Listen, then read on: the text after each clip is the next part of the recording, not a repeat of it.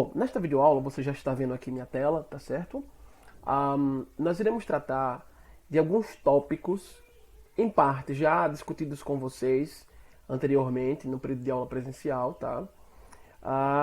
Mas tem, portanto, aqui, este momento, um objetivo de reforçar também alguns elementos, ora, de certa forma, já discutido, tá? Elementos já discutidos, tá? Mas outros não, outros elementos não. Quais são os tópicos que vão definir, tá, a nossa aula gravada aqui neste instante? Primeiro, vocês vão observar sempre minha tela, tá? Eu vou estar rolando este material. Este material já foi disponibilizado para vocês. Ele é um livro didático completo para o nível, para o ensino médio, tá? Para o nível de ensino médio, de um autor muito famoso no Brasil, que é o Luiz Roberto Dante. Esse material ele é gratuito, não é comercializável, por isso eu disponibilizei para vocês, porque ele é um manual do professor e o livro do professor não é vendido, tá? Ele é distribuído gratuitamente, por isso eu consegui o download dele de forma legal, tá? E pude compartilhar com vocês. E aí, vamos lá, né? Quais são os tópicos da nossa aula neste momento? Vamos falar do complementar de um conjunto, tá? Depois vamos entrar em outras operações envolvendo conjuntos. Lembrando que vocês já sabem o conceito de conjunto, como formar um conjunto através de propriedades, bem como através de condições, tá? Nós chegamos até a altura no presencial de discutirmos o conjunto das partes, tá bem? Trabalhamos diagrama de Venn, como vocês veem aqui, um exemplo de diagrama, tá? Conjunto A em diagrama, conjunto U em diagrama, conjunto complementar de A, também em forma de diagrama. Esse A elevado a C, esse C de complementar. Peço que vocês fiquem acompanhando sempre o cursor aqui, ó. Vocês estão vendo eu balançando aqui, eu movendo, né, na verdade, este cursor, que é o cursor de marcação de texto num arquivo em extensão.pdf. Então acompanhem sempre, tá, o meu cursorzinho, conforme eu for explicando para vocês. Então, complementar de um conjunto, depois mais algumas operações entre conjuntos, união, intersecção e a diferença entre conjuntos. Em seguida, vamos falar do número de elementos da união de conjuntos, que é algo que eu já, pelo que recordo, cheguei a discutir um pouco com vocês, mas quero reforçar aqui também, tá? E por fim, falaremos das configurações de conjuntos em intervalos disponibilizados na reta numérica. Intervalos entre números na reta numérica, também chamada de reta real, considerando aí o conjunto dos números reais, que é a reunião de todos os outros conjuntos numéricos que vocês estudam à altura de Matemática 1. Os naturais, os inteiros, os racionais, irracionais e os reais. Tá? Então vamos lá. O que é o complementar de um conjunto? Quando você olha para essa palavra aqui, ó, vou destacar ela para vocês. Ó, complementar. Quando você olha para essa palavra complementar, que ideia tu tem em sua mente? Tá? Vou destacar mais uma vez, fica mais amarelo ainda. Olha lá. Que ideia vem à sua mente? Isso mesmo. A ideia de que eu estou completando algo. Estou buscando um complemento de alguma coisa. Então, realmente, quando eu falo complementar de um conjunto, e aí vamos interpretar. Eu estou buscando comparar esse conjunto com algum outro, um certo conjunto com algum outro, a fim de verificar o que complementa um no outro. O que falta em um para chegar no outro. Entende? Faz bastante sentido isso de completamento, né? Eu tenho um conjunto menor, teria um maior, e o que é que falta nesse menor para se tornar o maior? Traz muito essa ideia. Complementar de um conjunto. Complementar de um conjunto no outro. Tá? Então, completamento. E aí veja aqui este início de tópico em que o autor do livro, com alta formação, eu super indico livros do Dante, tá? São bastante didáticos. Agora, em termos de um livro mais forte, ainda mais forte do ponto de vista técnico, tá? Mais robusto tecnicamente, aí eu indicaria os livros da coleção IESE, aqueles fundamentos de matemática elementar. O título aqui, tá, como vocês podem ver, desse livro do Dante é Contexto e Aplicação, tá? Então, vamos seguir. Como é que Dante começa aqui falando do complementar de um conjunto no outro, tá? Ele pega, chama um conjunto de universo, dado o universo U. E aí você para e pensa, por que ele chama de universo? De novo, isso aqui tem uma ideia matemática por trás. Não é um termo, não é um vocábulo, não é uma palavra para ser lida de forma isolada. Existe um significado e um contexto para poder eu chegar aqui e falar que é um conjunto universo. E quando a gente fala universo, qual a ideia que dá? Que é aquele conjunto que numa situação envolve todos os outros que possam aparecer. Então, se existe um conjunto que é o universo, como ele colocou aqui nesse exemplo, U, formado pelos números não negativos e inteiros, do 0 até o 9, e aí quando eu falo números não negativos, eu não pego só os positivos, eu pego também o 0. Já que 0 é um número que não é negativo e também não é positivo. Tá? 0 não é nem positivo nem negativo. Okay? Não se aplica sinal a 0, isso não influencia em nada o fato dele ser 0. Então, se eu quiser chamar esse conjunto de inteiros positivos, eu só posso chamar, se eu dizer, ó, esse U aqui ele foi dado como valores inteiros positivos mais o 0, indo até o 9. Tá? Veja que fica mais demorado falar assim, né?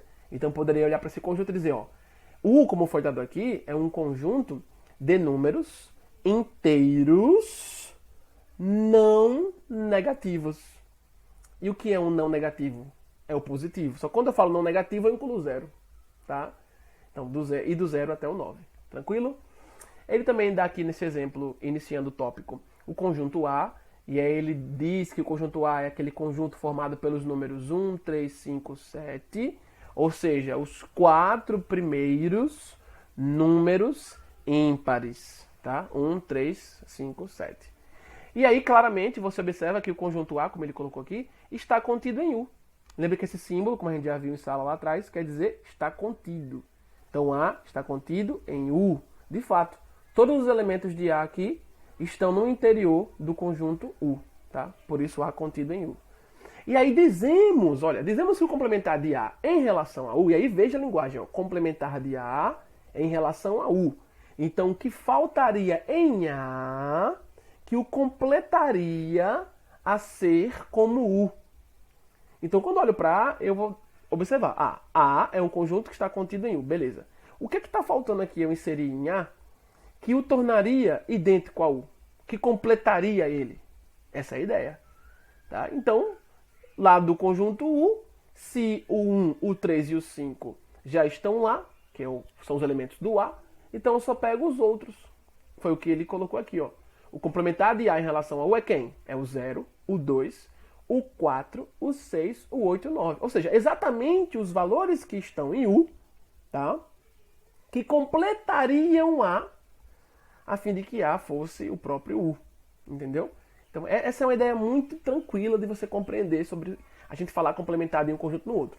Mas aí você percebe que para poder eu falar de complementar de um conjunto no outro, eu tenho que ter uma relação anterior.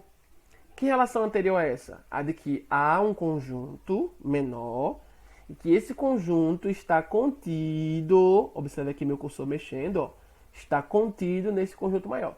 Se não houver essa relação de continência, não vai fazer sentido falar de complementar, tá?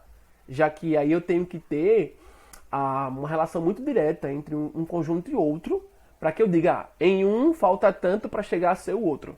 Porque note, se eu tivesse aqui, por exemplo, um conjunto A, no qual, por exemplo, eu tivesse aqui no conjunto A o número 10. Pensa comigo, se A fosse formado por 1, 3, 5, 7 e 10. A gente poderia falar que o conjunto A está contido em U? Não poderíamos dizer isso. Porque o A tem um elemento, o A teria um elemento que seria o 10, que não está dentro de U. Então eu não posso dizer que o conjunto A, se fosse assim, ele seria subconjunto de U. Porque haveria um elemento em A que não está dentro de U. E lembre, para um conjunto estar contido em outro, todos os elementos do conjunto, se todos eles estão contidos em um outro conjunto, então este conjunto anterior está contido no posterior. Mas se houver pelo menos um elemento que não esteja no outro conjunto e somente no primeiro, então eu posso falar que o primeiro está contido no segundo. Tá certo? Então, se o A aqui fosse formado por 1, 3, 5, 7 e 10, eu não poderia falar de complementar. Porque o A não estaria contido em U. E veja que faz sentido, porque se o 10 estivesse aqui dentro do conjunto A, eu ia perguntar, o que é que falta para eu colocar em A para que ele se torne U? Aí se eu dissesse que seria o 0, 2, 4, 6, 8 e 9, eu estaria errando. Porque se eu colocar 0, 2, 4, 6, 8, 9 dentro de A, ele ainda não vai se tornar U. Porque U não tem 10. E o A ficaria tendo 10. Então, veja que não faz sentido. Então, eu só consigo ter um sentido, matematicamente falando, plausível para dizer que eu estou calculando o complementar de um conjunto em outro, quando este primeiro conjunto, tá, o primeiro que é dito como complementar em relação ao outro, este primeiro estaria contido no segundo, tá? O menor contido no maior. Ou, no máximo, ele estando contido no outro, sendo os dois com o mesmo tamanho. Porque todo conjunto é subconjunto de si mesmo. Está contido em si mesmo, isso é natural perceber. Axiomaticamente. Lembrando que axioma, pessoal, é aquela constatação verdadeira do ponto de vista lógico, que ela é claramente óbvia. E eu não precisaria prová-la, tá? Aí vamos continuar.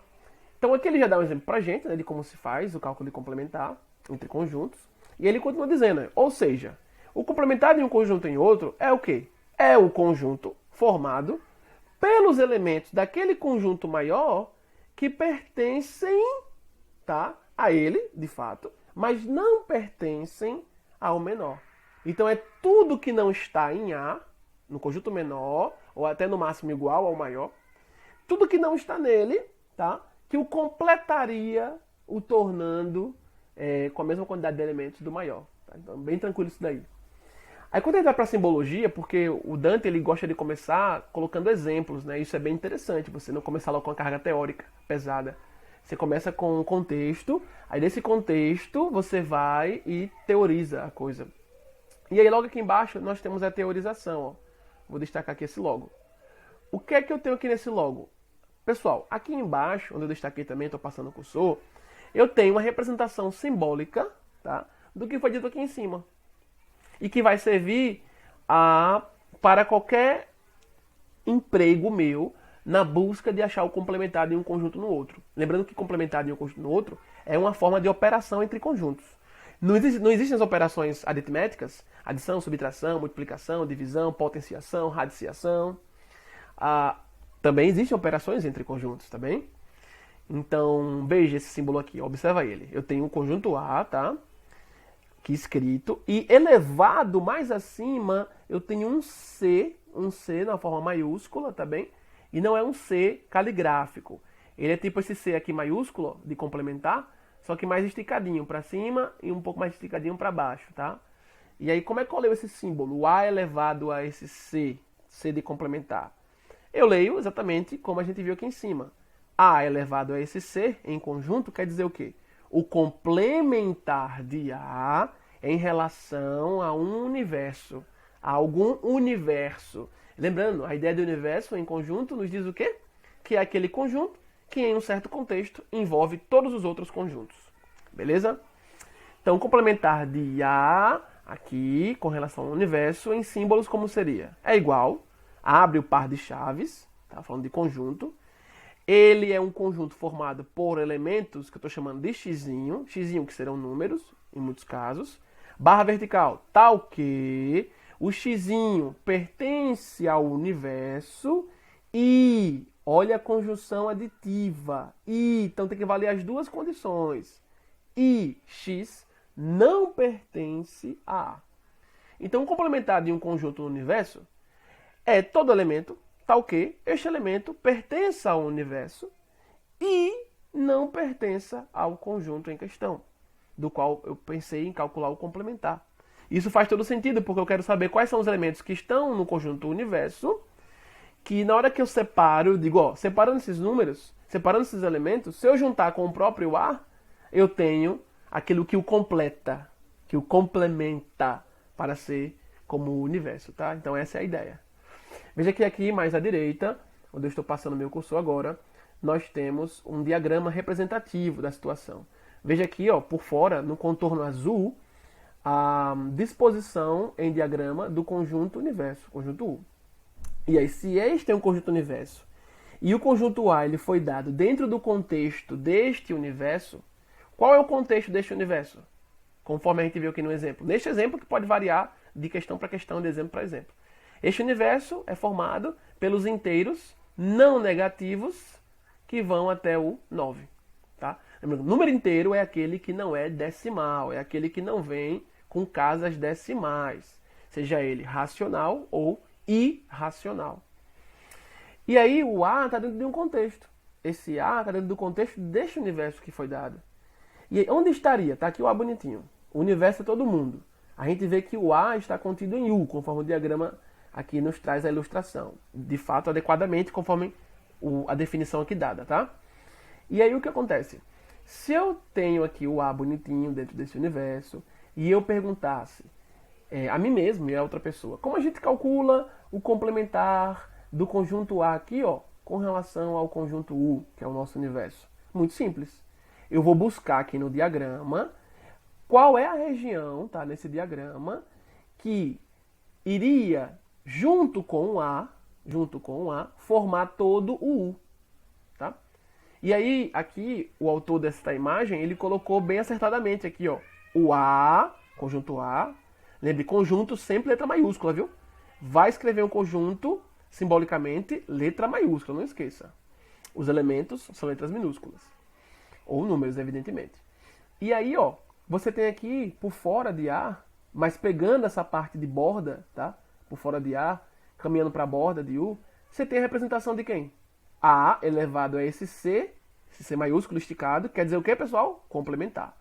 Então, por fora eu tenho o complementar de A em U.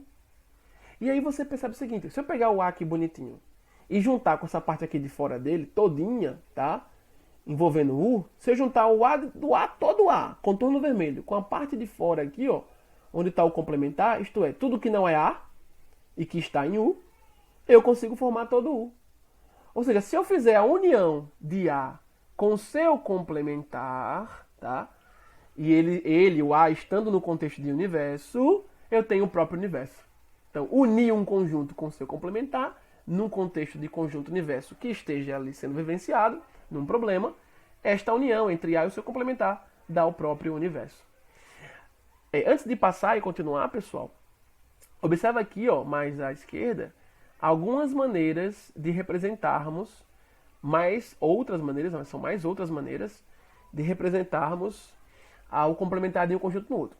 Aquela que o autor escreveu aqui abaixo, que é muito usada inclusive também, mas não é assim tão mais fortemente usada como outras, que eu vou falar aqui agora, mas é uma forma válida. Este A, como eu falei, elevado a este C esticado, quer dizer o quê?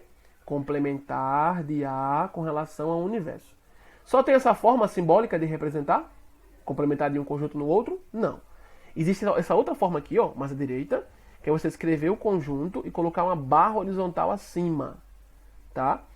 Um conjunto com a barra horizontal acima quer dizer complementar dele com relação a um universo. E uma outra forma, que muitos autores usam, até em vestibular muita gente usa essa forma, que é colocar o C esticado, como vocês veem aqui, ó, que eu estou passando com o meu cursor. Primeiro escreve o C esticadinho, em cima vai o conjunto, do qual eu estou calculando o complementar dele, e embaixo vai o universo, tá? Na verdade, então, você tem que lembrar o seguinte, em cima sempre vai o conjunto que está contido no de baixo.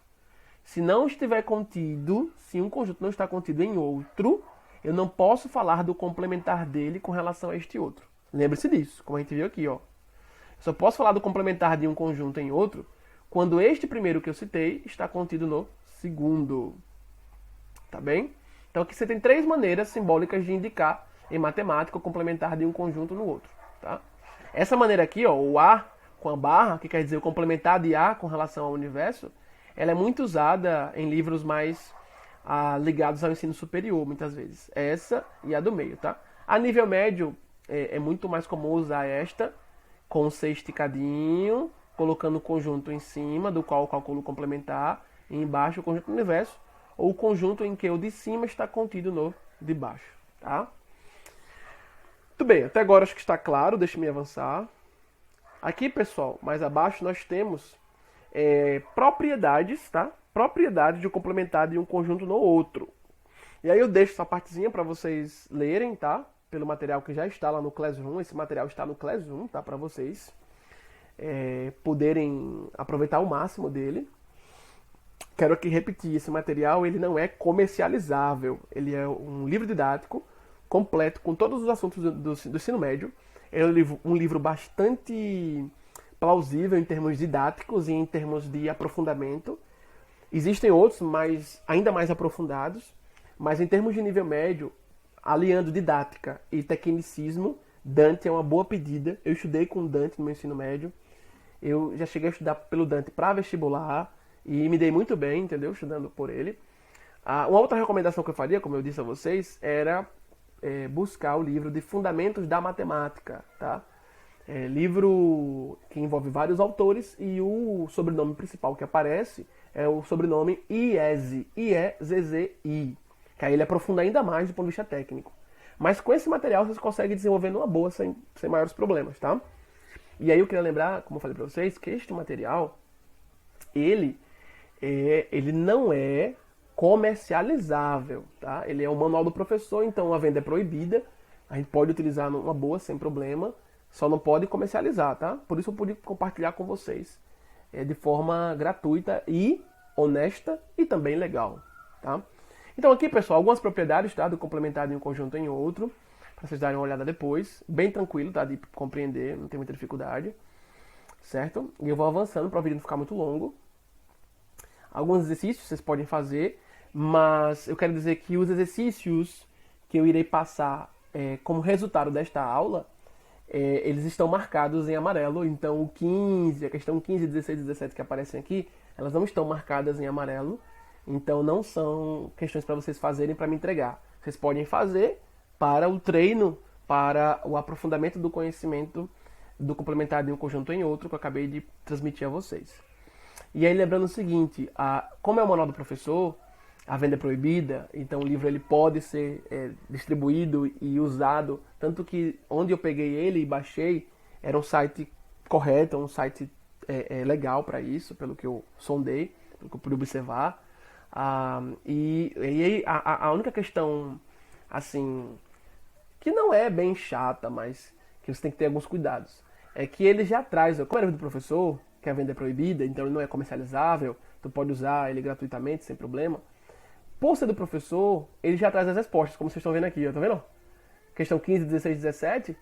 A 15 e a 16 já temos aqui as respostas. Como a 17 ela envolve uma prática de pintura, que é a técnica de achurar, tá? Diagramas, ele fala para ver a resolução lá no manual do professor, tá? Então, numa forma de anexo, nos anexos do texto.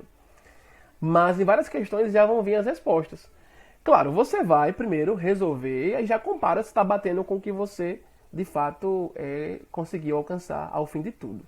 Lembrando que possa ser que uma questão ou outra tenha alguma resposta posta, tá?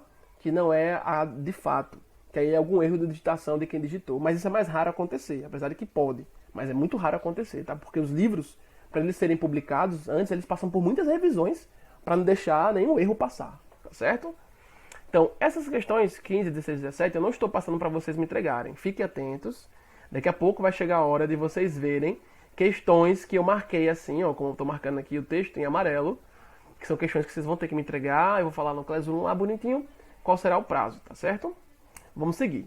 Então, dando continuidade, pessoal, aqui agora nesta página, as operações entre conjuntos, a primeira nós vimos, o complementar de um conjunto em outro é uma operação entre conjuntos, tá? Agora vamos falar da união, da intersecção e da diferença entre conjuntos. Recordando-me pelo que me recordo, assim, um tanto que vagamente, mas ainda com uma certa lembrança razoável, eu cheguei a comentar algumas coisinhas assim com vocês sobre operações entre conjuntos. Mas aí, como reforço, tá? Já que é uma retomada, então estou pegando essa partezinha para não iniciar a parte de aulas com conteúdos pulando alguma parte. Eu vou tentar evitar ao máximo pular partes, tá? Do que a gente deve assistir e vocês terem todos os conhecimentos possíveis em Matemática 1 sendo administrados por mim. Então vamos lá. União de conjuntos. Você pode falar união ou pode falar também reunião, como você vê aqui, ó, tá? E aí um detalhe importante. O que é união? De novo, gente, interpreta. União, eu estou juntando conjuntos. Então se eu pego dois conjuntos quaisquer, tá? E, inclusive poderia ser até o vazio também. Lembra que o vazio é aquele conjunto que não possui nenhum elemento, tá? E aí se eu faço a união de um conjunto que possui elementos com o vazio, A resposta vai ser esse conjunto que possui elementos, já que o vazio não vai acrescentar nem retirar nada do conjunto que tinha elementos lá. Então, definição para a união entre dois conjuntos, que também valeria se fosse para 3, 4, 5 ou mais conjuntos, tá? Só ia aumentando, só aumentaria a extensão do nosso cálculo, tá?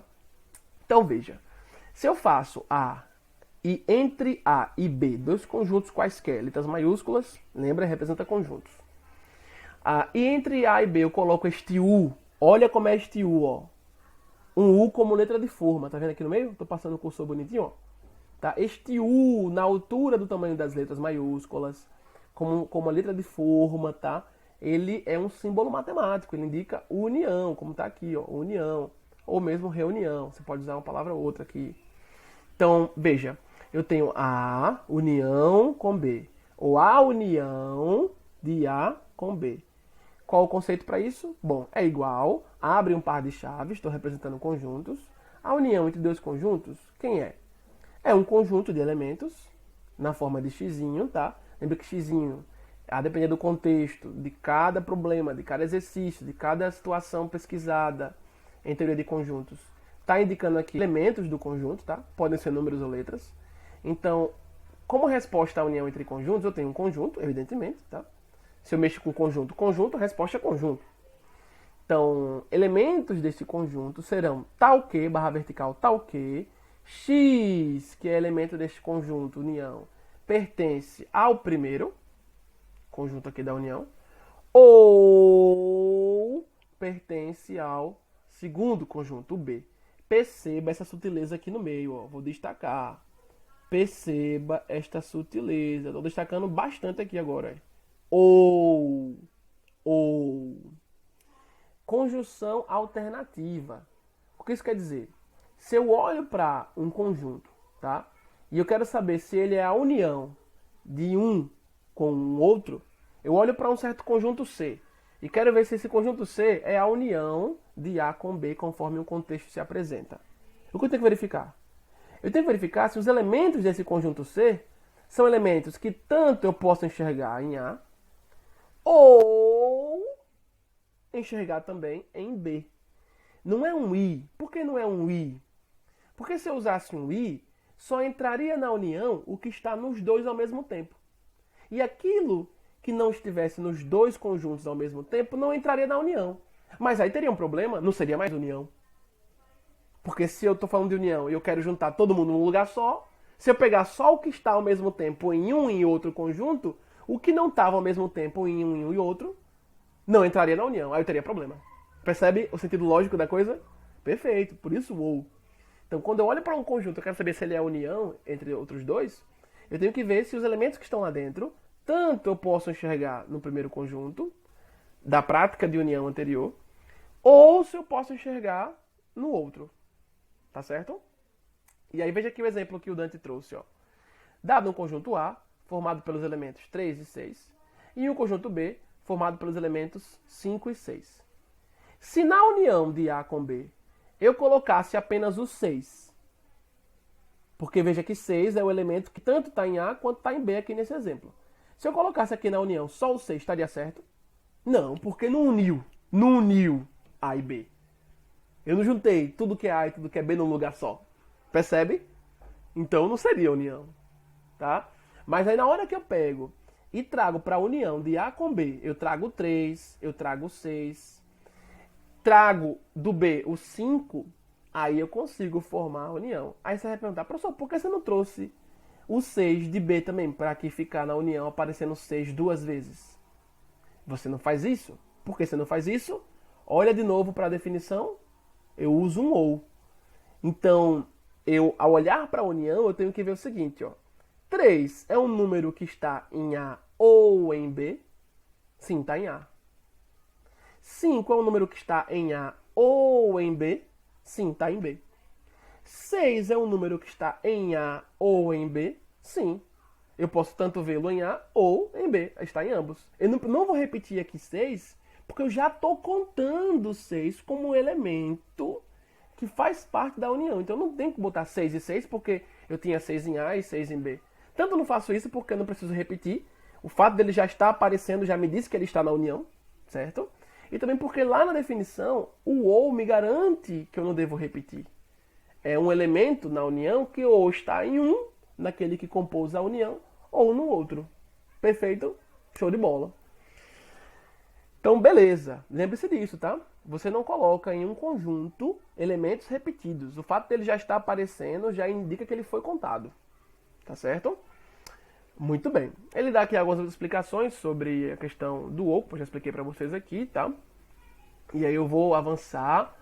Eu não quero que o vídeo fique tão longo e eu gosto muito e quero muito. Eu desejo muito que vocês assistam até o final e aprendam bastante. Próxima operação entre conjuntos, intersecção, tá? Como aqui o termo de novo nos ajuda. Intersecção, secção. Esse secção com C e C cedilhado, logo em seguida, me diz o quê? Eu tenho conjuntos que em um momento eles se cruzam, intersecção, se cruzam sem haver ruptura. A palavra intersecção quer dizer cruzamento sem ruptura. Se no lugar desse C, antes do C cedilhado, houvesse um P e eu falasse intercepção, a intercepção é quando dois objetos, dois elementos se cruzam e há ruptura, há uma destruição nas partes, tá? Não é o caso aqui. Intersecção, então eu vou ter o cruzamento entre conjuntos, eu vou ter partes de um conjunto também tendo participação em outro, tá bem? Então, dado dois conjuntos, de novo, poderia valer para 3, 4, 5, assim por diante. Pego dois conjuntos quaisquer, A e B. Este U, como você vê aqui, este U caligráfico, num caligráfico conforme o texto, mas na verdade ele fica muito mais, como eu falei antes, como um U em letra de forma, né? A gente poderia pensar num caligráfico porque letra de forma também tem algumas variações, como a caligrafia também tem variações. Mas vamos continuar pensando como um U em letra de forma, tá? E agora um U emborcado, O símbolo para intersecção, este U emborcado. Você pode pensar como uma parábola também, né? Uma parábola para baixo aqui.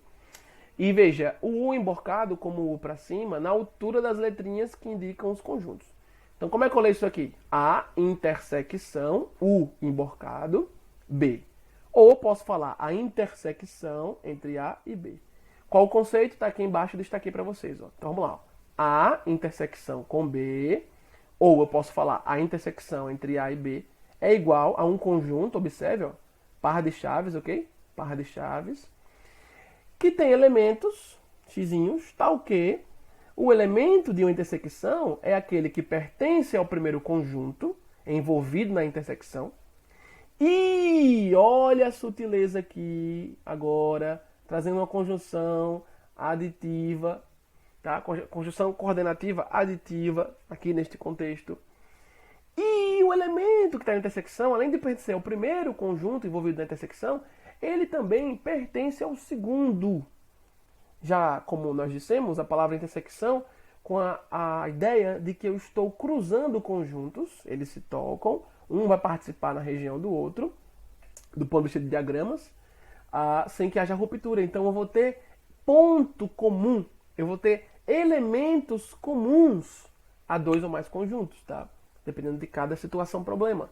No caso de dois conjuntos, eu tenho que ver elementos que estejam ao mesmo tempo em um e no outro. Se eu tivesse três conjuntos, eu tenho que ver os elementos, se houver, tá? Porque pode ser que haja conjuntos que não tenham intersecção. União sempre será possível fazer, sempre. Mas há conjuntos que não terão intersecção. O que isso quer dizer? É que não dá para calcular a intersecção? Não, dá. Mas se não tem nenhum elemento na intersecção, então a intersecção seria o quê? O conjunto vazio. Tá certo? Daqui a pouco eu falo sobre isso. Continua olhando para cá. Então, quando eu falo intersecção, pessoal, eu tenho que verificar num conjunto, se eu disser que ele é intersecção entre um e outro, qualquer, se eu falo que C é a intersecção entre A e B, então eu tenho que verificar se C tem os elementos que ao mesmo tempo estão em A e em B. Mas se C é a união, como eu falei antes, bastar-me-á verificar se o que tem em C ou está em um ou está em outro conjunto no envolvimento da operação de união anteriormente. Aí você já percebe que as intersecções elas tendem a ser conjuntos elas tendem, claro, com uma ou outra exceção, dependendo do tamanho do conjunto, tá? A intersecção tende a ser sempre um conjunto, tá, menor do que a união, exceto em casos quando o conjunto é unitário. Por exemplo, se eu tivesse o conjunto A formado pelo número 1 e o conjunto B formado também pelo número 1, qual a intersecção entre eles? 1. Beleza. Qual seria a união entre eles? 1 também. Porque nesse caso, o conjunto A é também B. Um está contido no outro. Eles são conjuntos idênticos, pois são formados pelos mesmos elementos. Então, as situações estas, como citei aqui, bastante de exceção, em que a intersecção ela se iguala a uma união. Isso acontece muito quando o conjunto é unitário, por exemplo, e ambos são idênticos. Não poderia ser unitário, sim, mas desde que fossem idênticos, por exemplo, tá? Mas, em geral, tirando as exceções, uma intersecção sempre formará um conjunto. Em geral, repito, aqui eu mostrei algumas exceções, tá? Mas, em geral, a intersecção sempre é um conjunto com cardinalidade menor do que uma união, tá? Em geral. Lembrando que há exceções, citei aqui um caso da exceção do conjunto unitário e idêntico a um outro conjunto, tá certo? E indicando que cardinalidade, pessoal, tem a ver com você medir, você exprimir a quantidade de elementos que há em um conjunto, tá?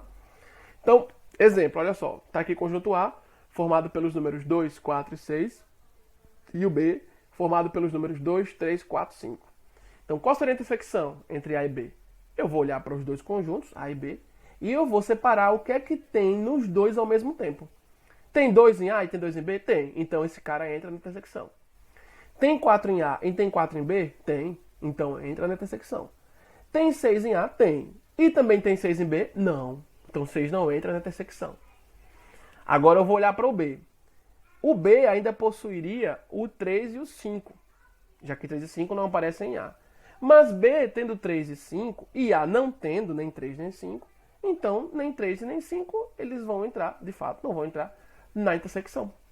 Porque intersecção, agora lembra, intersecção, cruzamento onde não há ruptura. Eu tenho regiões de um conjunto em comum com regiões de um outro conjunto. Ou até 3 conjuntos assim envolvidos, ou 4 e assim muito mais. Depende de cada situação, problema. Então, se eu fosse pensar em união agora, se eu estivesse aqui pensando em fazer a união entre A e B, como seria a união entre A e B? Teria o 2? Teria. Teria o 3? Teria. Teria o 4? Teria. Teria o 5? Teria. Teria o 6? Teria. Ou seja, união, eu juntei todo mundo num lugar só, sem repetir valores que já apareciam nos dois, tá? Agora, na intersecção, eu trago apenas aqueles que estavam aparecendo em ambos os conjuntos dos quais eu calculei a intersecção, tá? Aí aqui aquilo que eu falei para vocês, ó, essa segunda observação que a gente traz, depois vocês podem ler todas as observações. Mas veja, se eu tenho uma situação em que um conjunto, quando eu calculo a intersecção dele com o outro, e tem um conjunto vazio, lembre que esse símbolo aqui, ó, vou destacar ele, ó, esse símbolo é uma circunferência cortada transversalmente, tá? Com uma transversal para a direita. Esse símbolo indica conjunto vazio, que parece muito o quê? Uma circunferência é um diagrama de Venn, como a gente monta para representar elementos de um conjunto. E ao passar uma transversal para a direita, eu estou negando. Lembra de não pertence? Tá aqui para o símbolo pertence, não tá? Como é que é o não pertence? A gente passa uma transversal, cortando o símbolo, inclinada para a direita. Então, eu estou negando, a transversal está negando que há um conjunto aqui com elementos. O conjunto dado em diagramas, cortado, não tem nenhum elemento lá dentro. Tá? Então, o que, é que eu tenho aqui para vocês, nessa observação que dentro traz? Se a gente toma a interseção entre dois conjuntos e a resposta é o conjunto vazio, o que isso quer dizer? Que eu não tive nenhum elemento que aparecia ao mesmo tempo em A e em B. E aí olha aqui para cima. Se esse meu A fosse formado por 9 e 11, e B continuasse da mesma forma que está aqui, ó, tá? Se eu tivesse A formado por 1, 9 e 11, eu conseguiria achar uma intersecção não vazia entre A e B? Não. A intersecção, quando eu fosse fazer entre A e B, daria conjunto vazio, porque não haveria nenhum elemento em A, se A fosse formado por 1, 9 e 11, que ao mesmo tempo estaria no conjunto B. Tá? E aí aqui uma informação útil para vocês, em termos de linguagem, porque pode cair sim em processos seletivos, pode cair no dia a dia de vocês, em alguma situação que vocês queiram saber o que significa a palavra, né? Isso pode surgir, depende de cada momento da sua vida, do que você vai passar, doravante. Então, em matemática e também em muitos contextos em outras áreas do conhecimento, quando a gente enxerga que não há relação entre dois elementos, entre dois domínios, essa relação ela é vazia, tá? E aqui relação de intersecção. A consequência disso é dizer que esses dois elementos, que aqui são conjuntos pra gente, eles são chamados de disjuntos. Veja, tem a palavra juntos, tá? Que você já conhece. Aí quando você bota esse prefixo, dis, você quer dizer que eles estão separados, distantes. Distantes. Então, disjuntos. Aquilo que não está junto. Está distante, não tem algo em comum. Então, se a intersecção entre conjuntos é vazia, eu posso dizer que esses conjuntos, eles são ditos disjuntos. Beleza? Muito bem. Aqui, pessoal, assim como no complementar, algumas propriedades da união e da intersecção, depois vocês podem dar uma olhadinha, tá? Propriedade comutativa, associativa e distributiva. Eu destaquei aqui mais forte as duas últimas, a distributiva, tá? E a propriedade de equivalência, com respeito à união e intersecção, tá? E aí, veja, ó, no terceiro ambiente aqui de lista, né? Primeiro, segundo, terceiro e quarto, que ele chamou de primeira, segunda, terceira e quarta propriedades. Na terceira, eu queria destacar para vocês, porque ela já é mais interessante, para facilitar a compreensão, a distributiva, a propriedade distributiva da operação envolvendo conjuntos, ora com união, ora com intersecção. Lembrando que você deve lembrar lá da quinta série que a propriedade distributiva ela aparece muito quando eu estou multiplicando, né? Eu tenho a multiplicação, um número aqui fora, que multiplica uma soma dentro do parênteses, um cara que multiplica uma subtração dentro do parênteses, tá? Aí você faz aquele famoso chuveirinho, né, que o professor ensinava colocando aquelas setinhas, né, para indicar a distribuição do cara de fora nos caras de dentro do parênteses. E a relação aqui ela é bem similar, pessoal, ela é bem análoga. Então vamos ver aqui primeiro, ó. Se eu tenho um conjunto, tá? Em intersecção com um parênteses, eu pego essa intersecção que está aqui fora, com um conjunto junto, tá? Inicialmente, e distribuo dentro de cada elemento do parênteses. Então, eu tenho A intersecção, distribuo isso em B, então fica A intersecção B. Depois pego e distribuo A intersecção C. Tá? E quem vai ficar no meio agora? Quem vinha no meio já ali no parênteses, a união. Então, quando eu distribuo A intersecção dentro de um parênteses que tem união, como é que fica? Fica A intersecção no primeiro cara do parênteses e A intersecção no segundo cara do parênteses. E no meio entre eles, entre os caras já distribuídos, fica lá a união, que era aquele elemento que já vinha aqui no meio, dentro do parênteses. O mesmo acontece embaixo, se eu começar com a união fora. Se eu tiver A união, um parênteses, pego A união, distribuo no primeiro elemento, como você vê aqui na resposta, ó. Depois pego A união e distribuo no segundo elemento, como você vê aqui também. E quem fica no meio depois que eu distribuo? Aquele cara que já estava no meio dentro do parênteses anteriormente. Que nesse caso foi a intersecção, como está aqui. O autor deste material, ele colocou aqui ao lado a representação da operação distributiva de um conjunto em parênteses com outros conjuntos em diagrama, para vocês verem como realmente é igual. Ó. Se eu tenho aqui a intersecção entre A e a união de B com C, e eu pintei essa região que demonstra tal fato, eu deixo aqui guardado e vou fazer agora o que estava depois da igualdade, para ver se está batendo. Tá? Uma demonstração por diagrama. Aí o que ele fez? Pegou a intersecção entre A e B, tá aqui o A bonitinho, tá aqui o B bonitinho. Qual a intersecção entre A e B? Essa região todinha aqui no meio, ó, que eu estou passando um cursor. E quem seria a intersecção de A com C? A está aqui, o contorno verde. C está aqui, o contorno lilás. Ó. Onde é que está a intersecção entre A e C? Essa região todinha aqui dentro. Ó. Tá, que está pintadinha. Deixa eu botar aqui, ó. Aqui, tudo pintadinho, tá vendo? Passando com o cursor? Beleza. Agora, se eu quiser fazer a união entre essas duas intersecções, ora, você vai lembrar, união fazer o quê? Juntar todo mundo. Então pinta todo mundo, deixa todo mundo aqui pintado. O primeiro pintado já foi, com o segundo pintado já foi. Acabou-se. Tá certo? Então, bem tranquilo. Lembrando, quando você colocar os elementos na união, não repete o que já estava lá. Porque note que nesse caso aqui, essa região bem no miolo aqui, ó, bem no miolozinho que eu estou passando o cursor aqui, ó, é uma região que quando você vai contar os elementos da intersecção de A com B, você conta até aqui embaixo. Quando você conta também a intersecção entre A e C, para cá, você também conta esse miolo bem no meio, que pega os três conjuntos. Então, se você colocar novamente o que você já tinha colocado antes, vai estar errado, porque eu já coloquei, eu já contei ele na união. Não precisa repetir. Entendeu? Beleza, como eu falei lá anteriormente.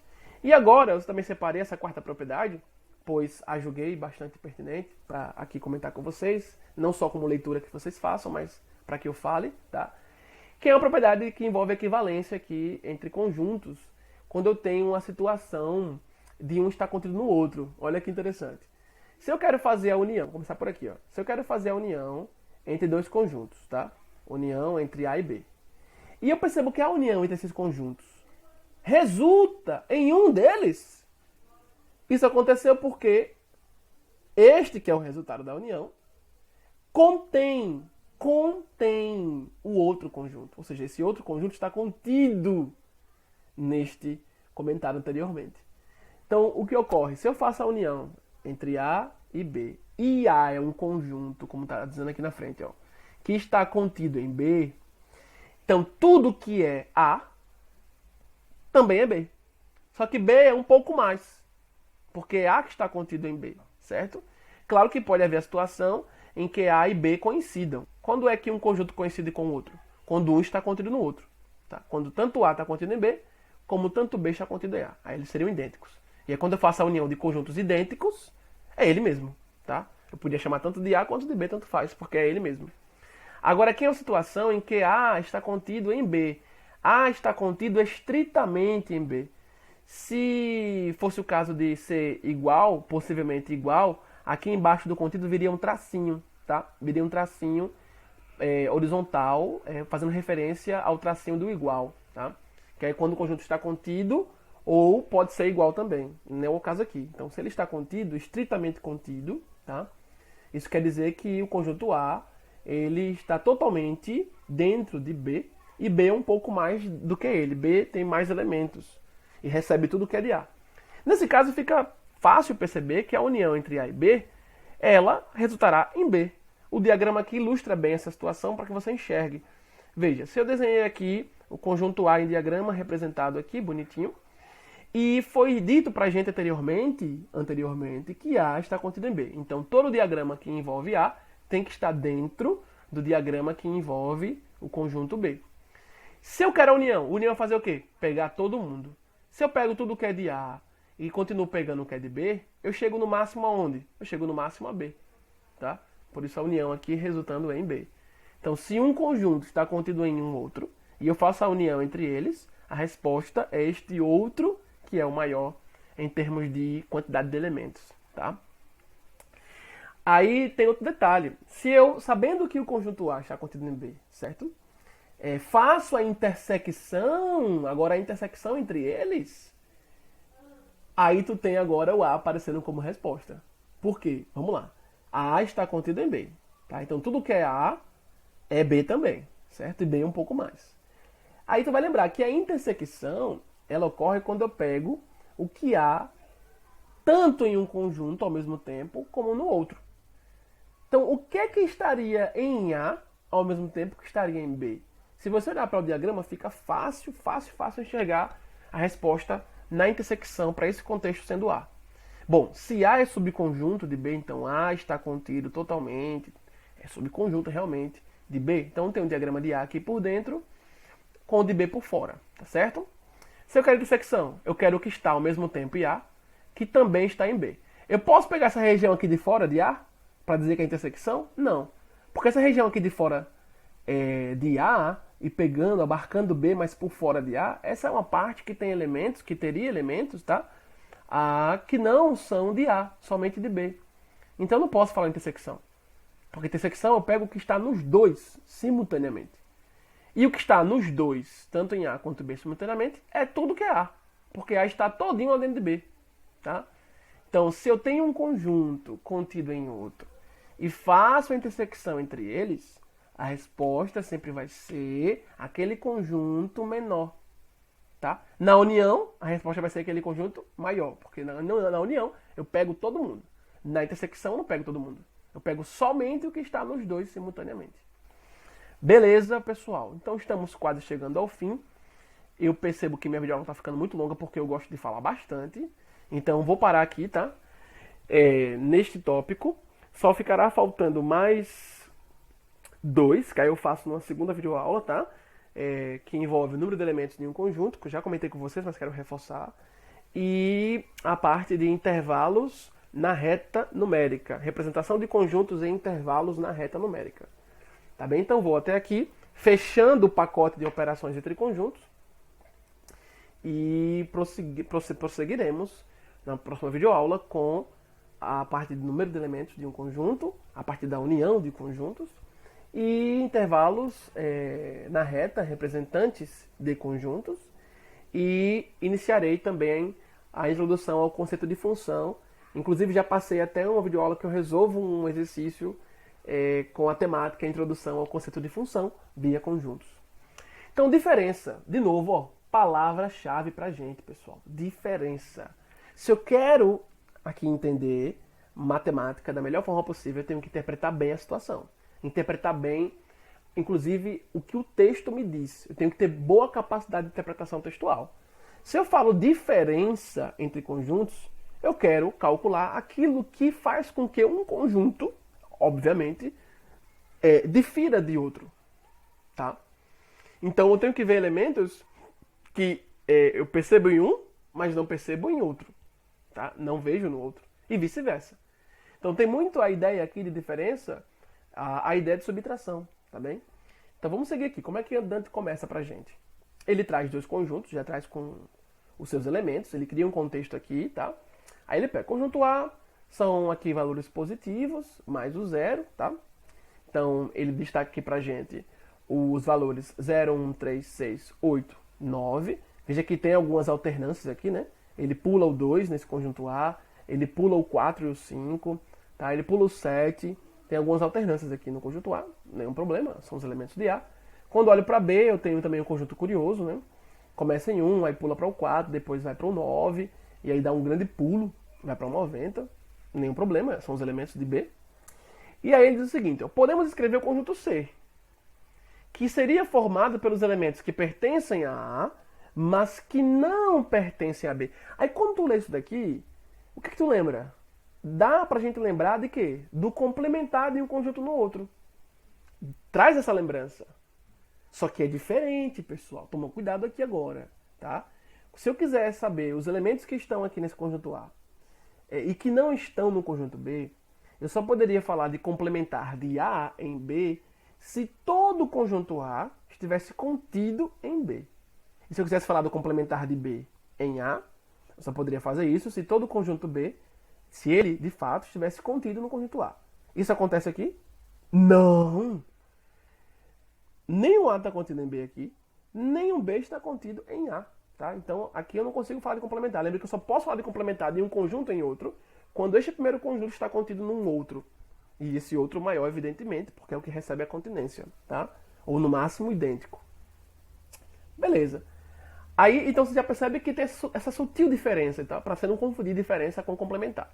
Aí ele diz que se ele quiser saber quais são os caras que estão em A, mas que não estão em B, ele consegue escrever um outro conjunto que é a resposta para isso. E aí vamos olhar. Quais seriam os elementos que estão aqui em A e que não estão em B? Bom, 0 é um elemento que está em A e não está em B? Sim, então 0 entra. 1 é um elemento que está em A, mas que não está em B? Não. Então 1 não entra. Como não entrou aqui, tá vendo? 3 é um elemento que está em A, mas que não está em B? Sim, então 3 entra. 6 é um elemento que está em A, mas que não está em B? Sim, então 6 entra também. 8 é um elemento que está em A, mas que não está em B? Sim, então 8 entrou também. Tá? E 9? 9 é um elemento que está em A, mas que não está em B? Não, então 9 não entra. Tá? Perceba que aqui eu quis saber elementos que estão em A, mas que não estão em B. Então a resposta sempre vai ser elementos que restam em A, o conjunto inicial.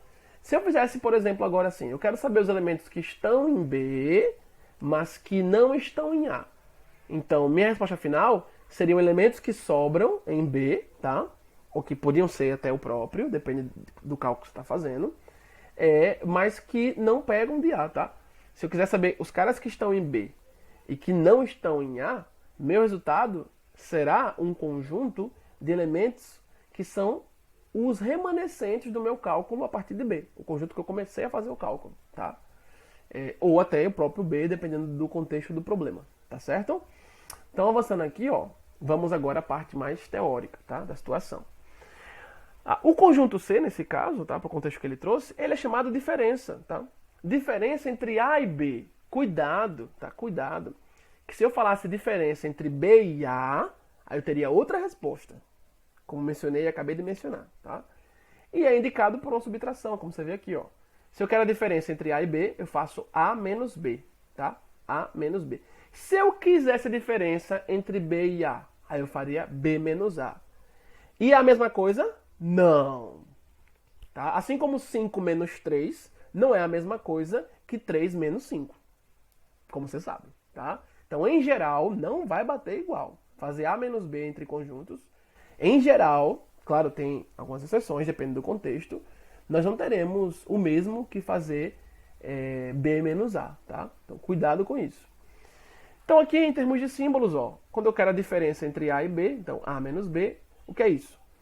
É um conjunto, par de chaves, tá? Formado por elementos, xizinhos, que serão números ou letras, tal que os xizinhos são caras que pertencem ao primeiro conjunto aqui na diferença, ó. I, olha o I, olha o I, olha o I, olha o I. I não pertencem ao segundo. Então, note que se eu escrevesse aqui B menos A, como seria aqui a condição para escrever B menos A? Seriam xizinhos que pertenceriam a B, que estaria aparecendo primeiro, e que não pertenceriam a A. Veja que já muda bastante, né? Quando eu faço B menos A, já muda bastante aqui a situaçãozinha. Tá bem? Aqui, aquilo que eu falei para vocês, né? Para não confundir com complementar, o autor ele põe aqui um fique atento, muito importante, tá? Eu vou até destacar, porque eu comentei isso lá com vocês, mas ele destaca aqui também, o autor. Ele diz, ó, se B está contido em A, tá? Se B está contido em A, e eu faço A menos B, o conjunto maior que recebe o contido menos o conjunto menor, aí faz sentido falar em complementar, tá? Mas se eu não tenho um conjunto contido em outro, então eu não posso falar de complementar do primeiro no segundo. Se B está contido em A, então eu posso fazer o complementar de B em A. Que é tudo que falta em B para que ele chegue a ser o A, é o complemento. Aí tudo bem, mas se não está contido, veja que aqui, ó, conforme a gente vê, em nenhum momento no contexto, depois quando ele dá o desfecho, chamando de diferença, quando ele usa simbologia, ó, usando simbologia para a diferença, como de fato está posto matematicamente, para você fazer a diferença, não é obrigatório que um esteja contido no outro. Mas para você fazer o complementar, aí sim, um tem que estar contido no outro, tá bem? Então aqui alguns exemplos em diagrama para a diferença de conjuntos, ó. Tá aqui o conjunto A, conjunto B. Note que nesse primeiro caso aqui que eu estou passando o cursor, um não está contido no outro, um não está contido no outro, perceba isso.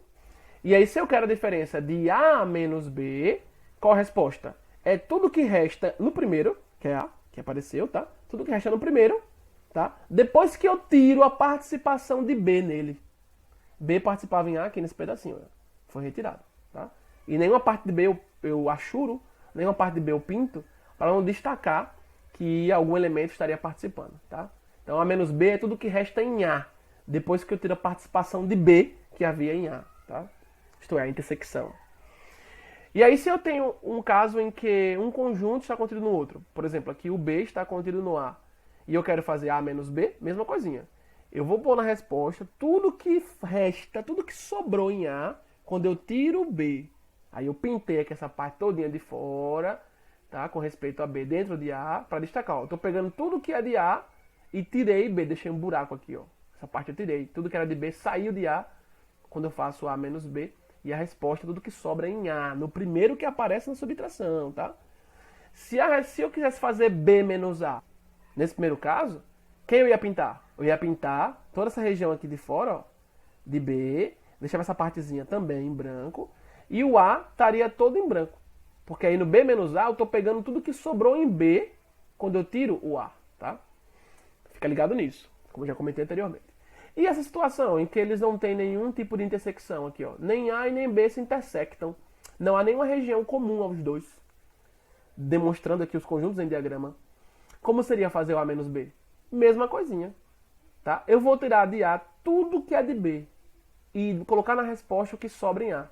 Nesse caso, quando A e B não têm intersecção, quando eu falo não tem intersecção, eu quero dizer que não tem elementos na intersecção, tá?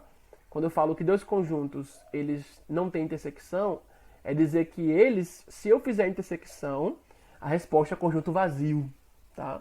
Como você vê aqui nos diagramas, eles não se tocam em nenhum momento, não tem região comum, comum a ambos nesse caso, não tem região comum.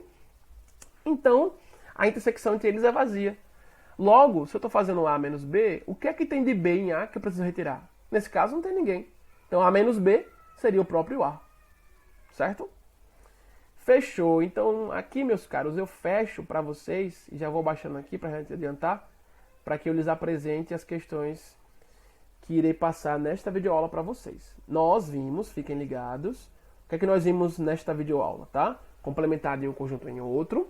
Nós vimos também a união, intersecção, propriedades de uma e de outra.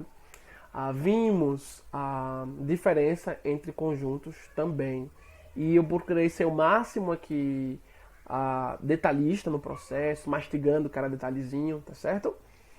Para que você consiga, de fato, atacar questões e resolver com segurança e aprender para a sua vida como um todo. E aí, como exercícios do que eu passei, tá, nesta videoaula, eu quero aqui mostrar para vocês, ó. Questão 24, observa aí, eu marquei ela, tá? Eu marquei esta questão, tá aqui em amarelo. Observa ela aí, tá? Você vai estar assistindo o vídeo, você faça print neste momento para ver qual é a questão, tá? Outra questão que eu selecionei para vocês fazerem e mandarem para mim lá pelo Classroom, eu irei colocar lá as orientações da entrega, fiquem tranquilos. Outra questão que eu selecionei, que vocês conseguem fazer a partir do que vocês viram aqui, inclusive das questões que eu resolvi para vocês e já mandei na primeira videoaula, tá? Eu estou passando questões que eu sei que vocês têm condições de fazer com base no que eu passei para vocês como professor, tá? Então essa 24 é a primeira, tá? Esta 28 é a segunda, que eu destaco para vocês.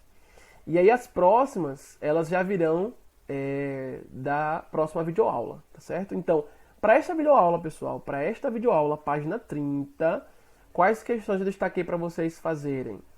Questão 24 e questão 28. Tá? Vou deixar aqui parado um pouquinho na 24, você pode fazer um print aí, tá? Vou baixar aqui agora para 28, observar ela aqui bonitinha, tá? Note que já tem a resposta final, porque eu já falei, é manual do professor. Mas não tem os cálculos. E vocês vão ter que me entregar com a resolução bonitinha, né? Só botar a resposta final, sem eu ver o caminho que você trafegou. Não faz sentido, né? Vocês vão mandar lá tudo resolvido bonitinho. O fato de ter a resposta aqui final ajuda vocês a conferirem se estão acertando ou não, tá? Então, para esta videoaula, pessoal, questões 24, tá? E 28. Questões 24 e 28 para vocês resolverem e me entregarem. Eu quero repetir e estarei dispondo as orientações da entrega lá pelo Classroom. Forte abraço e até a próxima videoaula.